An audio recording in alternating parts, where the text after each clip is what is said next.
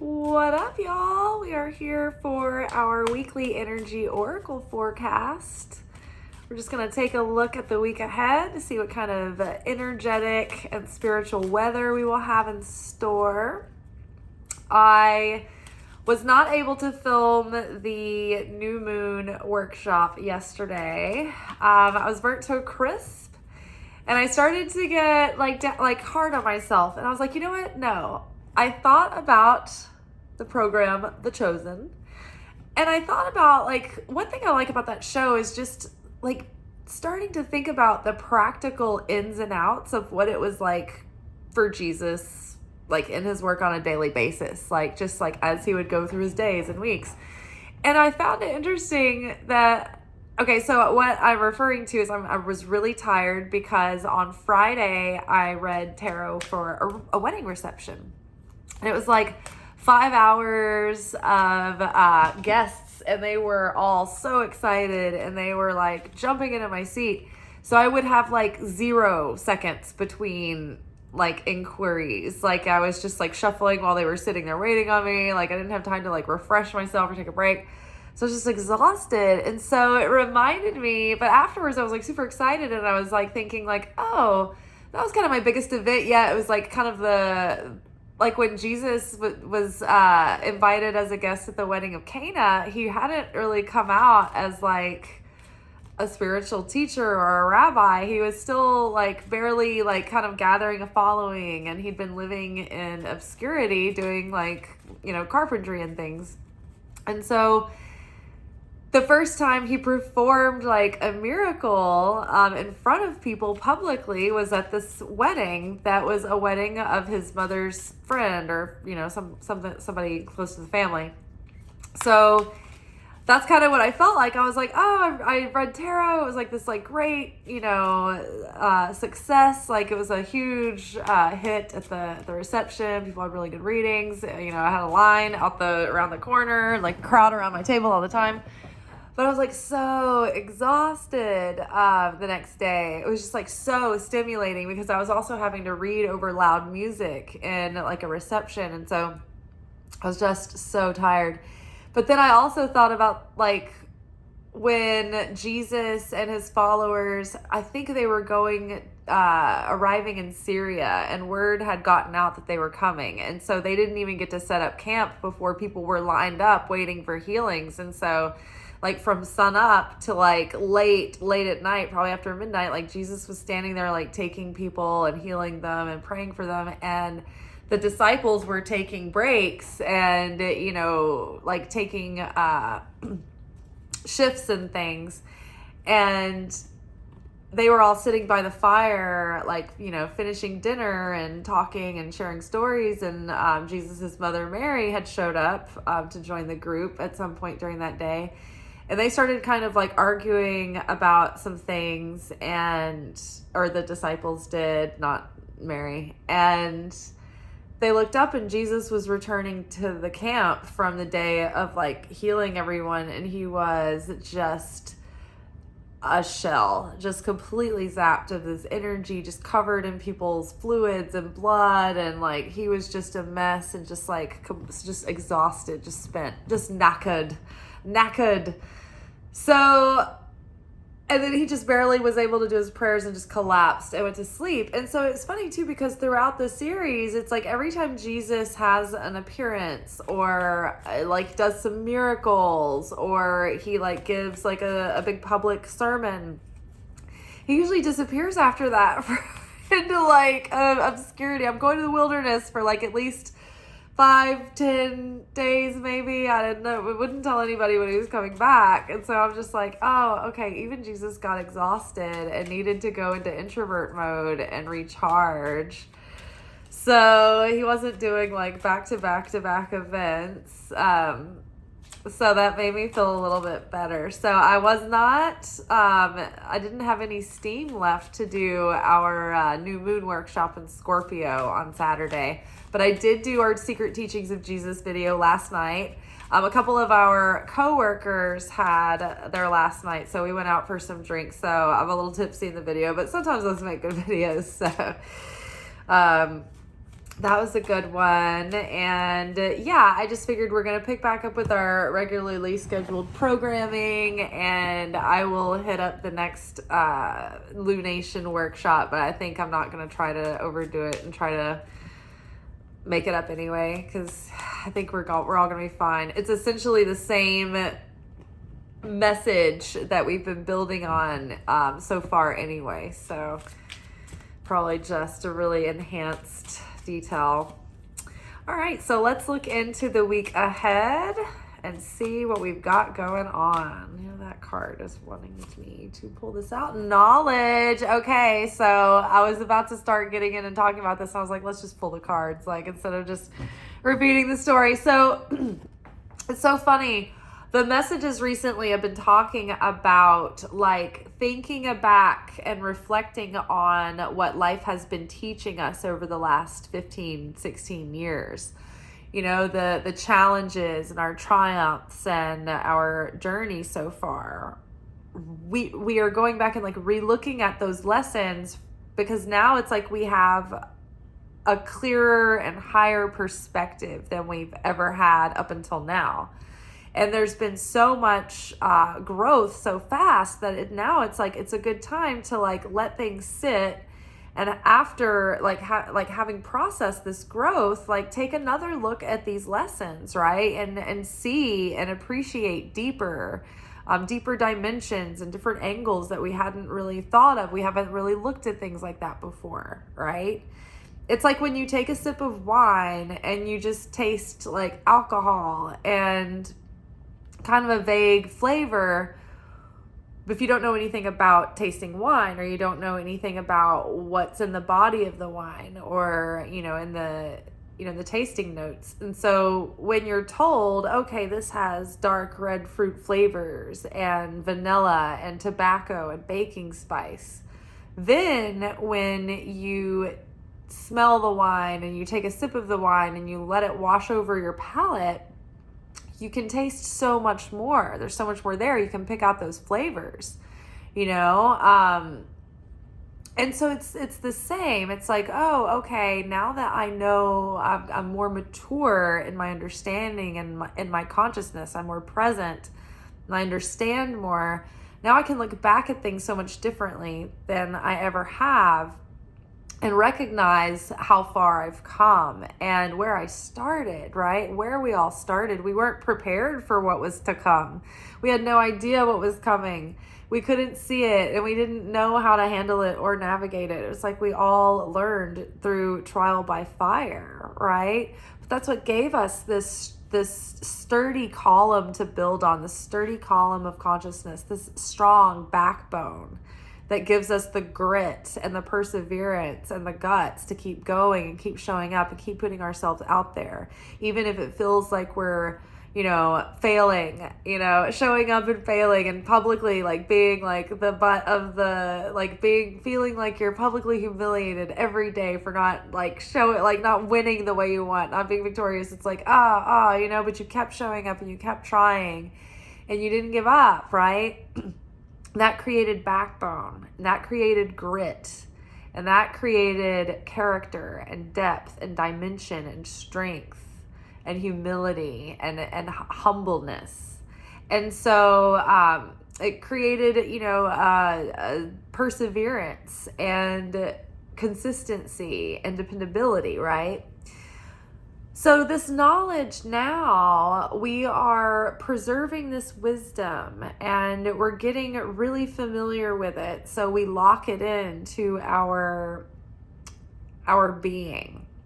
And this new cycle going forward, it's like we have this new chance, a clean slate, to really consciously co-create with God, with Creator, this new chapter. We're writing a new story for ourselves. So what kind of life, what do we want life to look like? You know, when we think about expanding into our potential, we want to build our life making choices based on love, not fear, right? When we think about do I want this or that? Many times up until now, you may have made a choice based on, well, I don't really have a choice, or there's no other way, or I'd rather not do it this way, but this is just the way it has to be, out of duty or obligation or fear, if I don't, what else, or else, right?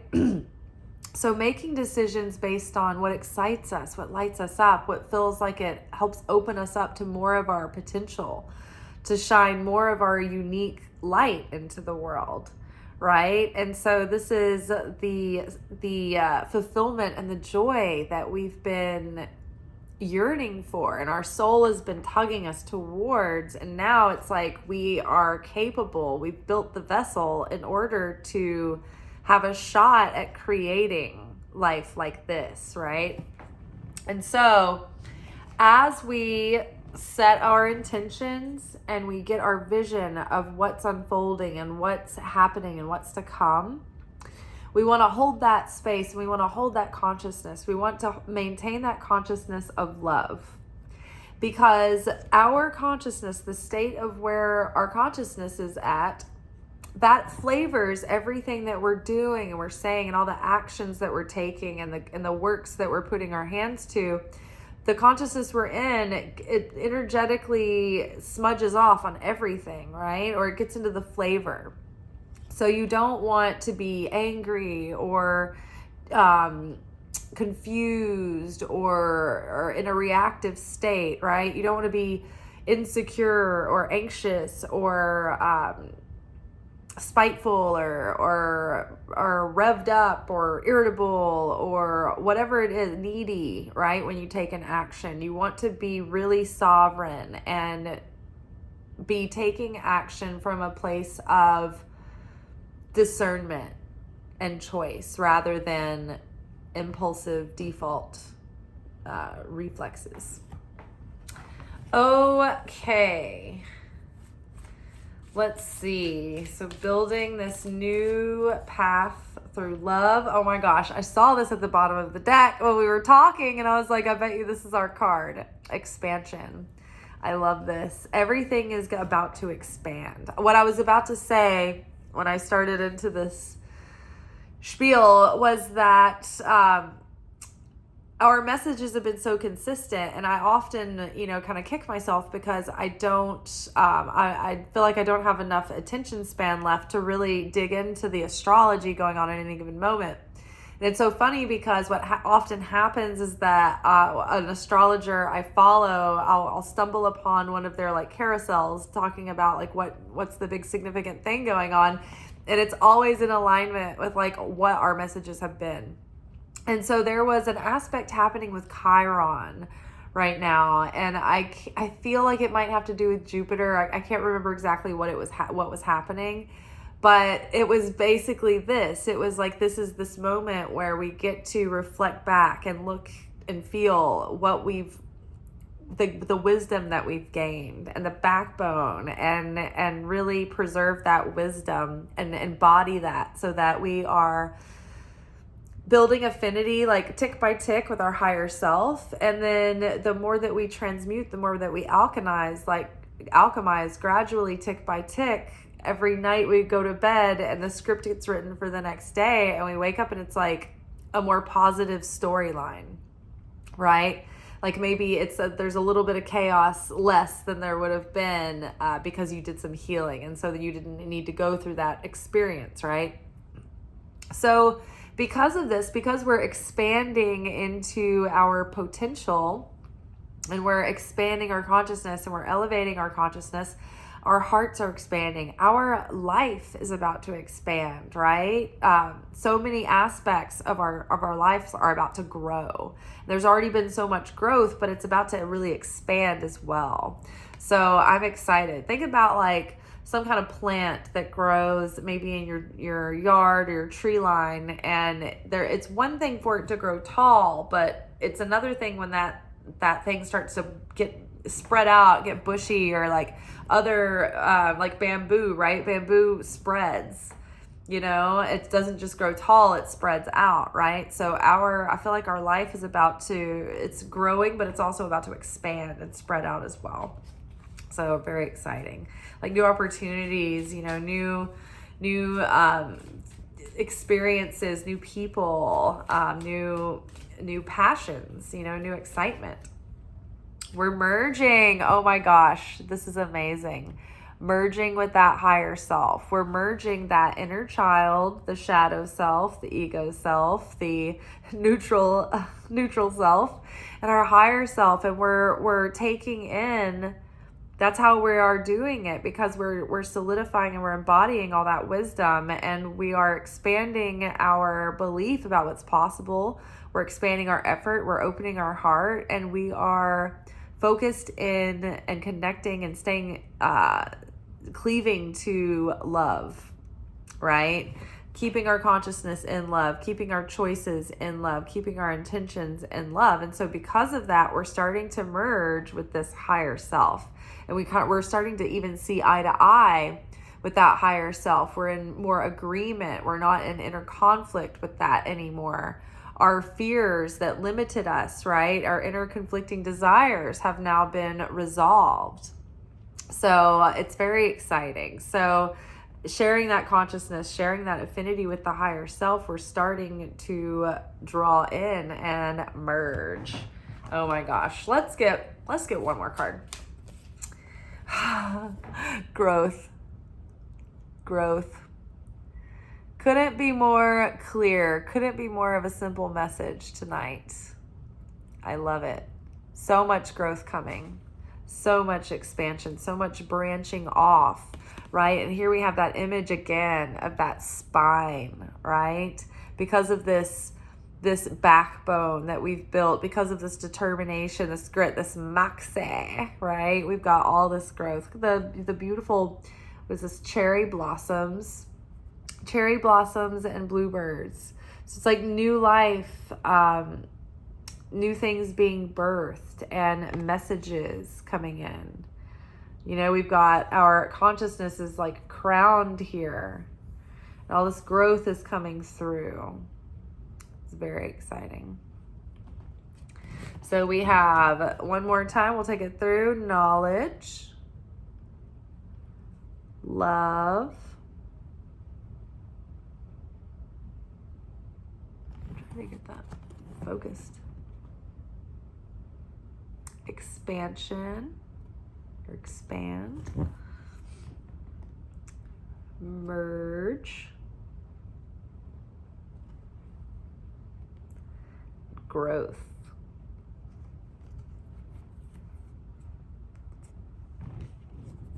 Beep.